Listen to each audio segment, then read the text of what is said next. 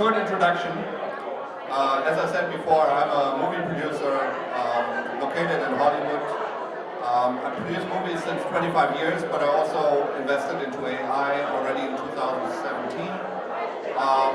And I'm also part of this new startup here, Muverse. And yeah, that's basically it. That's why I'm here. Yeah, hello, good evening. I'm Frederik, working for Muverse.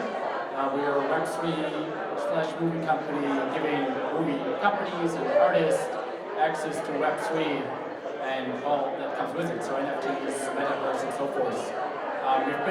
We're a Hong Kong-based company. We have been incubating Cyberport.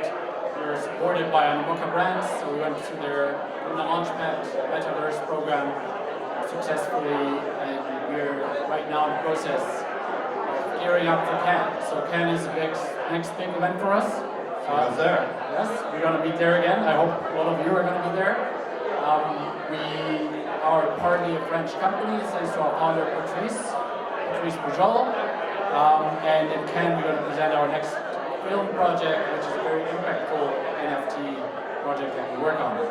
I'm also glad that our advisor Billy is here. Billy is somewhere in the back, so it's glad to see so many familiar faces. Yeah, and I look forward to resolving conversations with you tonight. Thank you.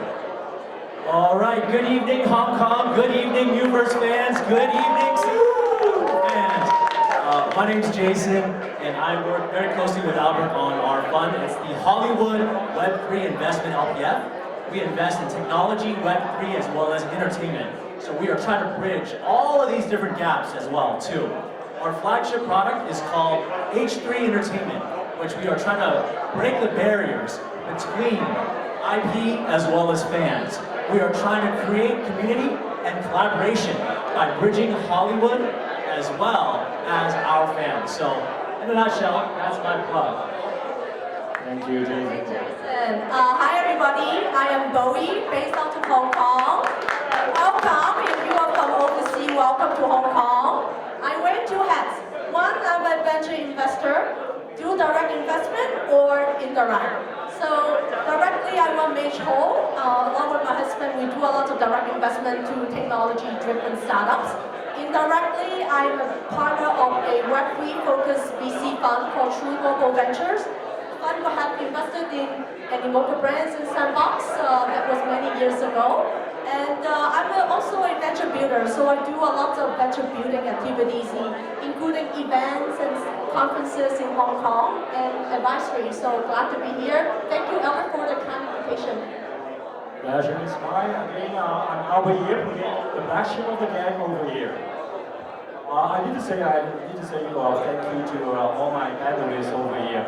I'm so much guilty because that's two things which I haven't done. Because I did say thank you to Frederik in my previous speech, right?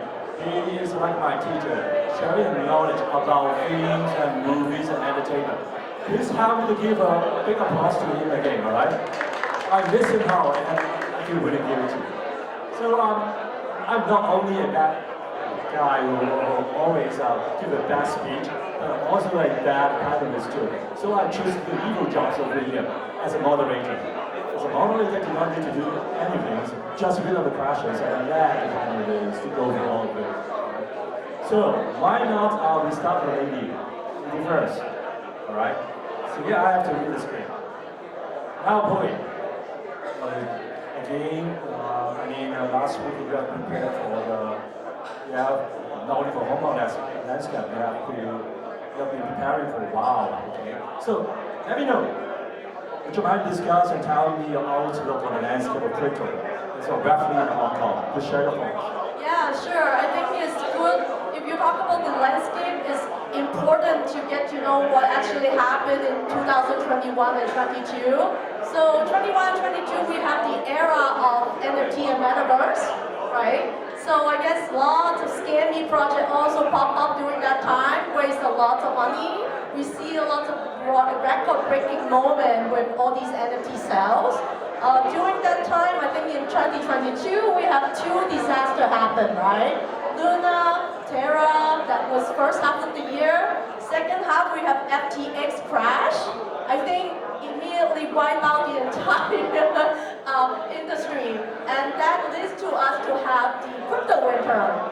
During that time, lots of reputable VCs like, Tiger Global lost 23 billion, representing 33% just in year of 2022.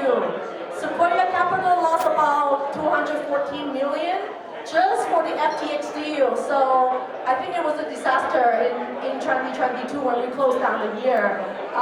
During that time, I think we have lots of scam projects, which is in a good way that washed out.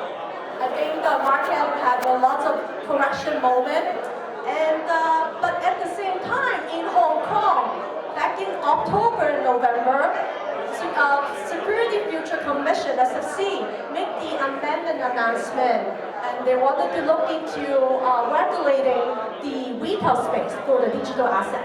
One and two, for all the virtual asset service provider, they want to make them to have license.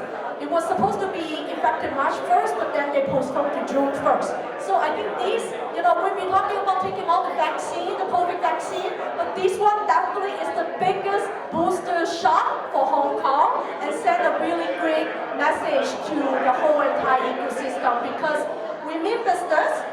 We want to get this regulated. That gives the confidence to the investor. Hong Kong is back, and as you know, I co-organized a conference called the WOW Summit, represent the WOW Web3 end of March. It was quite successful, although I want to see more people, but the event was great and have tremendous support by the Hong Kong government. I think Invest Hong Kong, the Financial Services Development Council, Hong Kong Tourism Board, they all came and gave us all these opening remarks day one. I think that actions speak louder than words. They don't BS, they walk the talk. And it's promising, so lots of great news are happening. I know I can feel lots of startups are coming back. They're looking to set up either branches or headquarters back in Hong Kong. And I think definitely Hong Kong is back for business, right?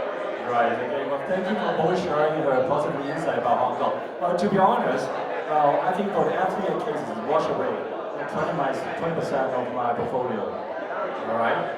But what Bowie mentioned, Hong Kong is back. At the same time, people mention about crypto winter, right?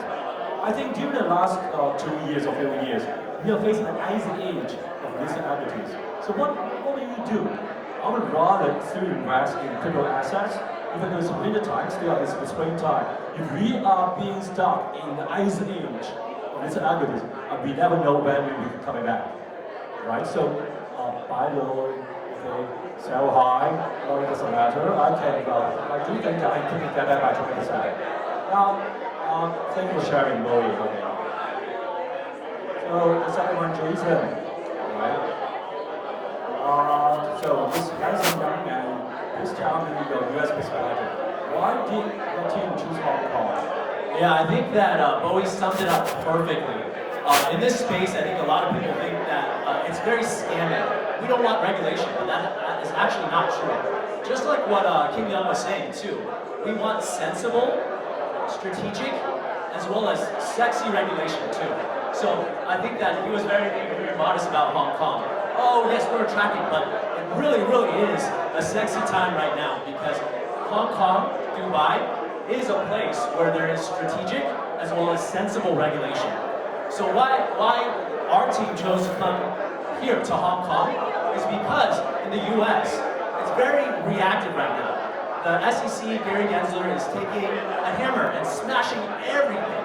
This is a security, that's a security, because it's very reactive. This is driving out innovation as well as Web3 technology to places like Hong Kong.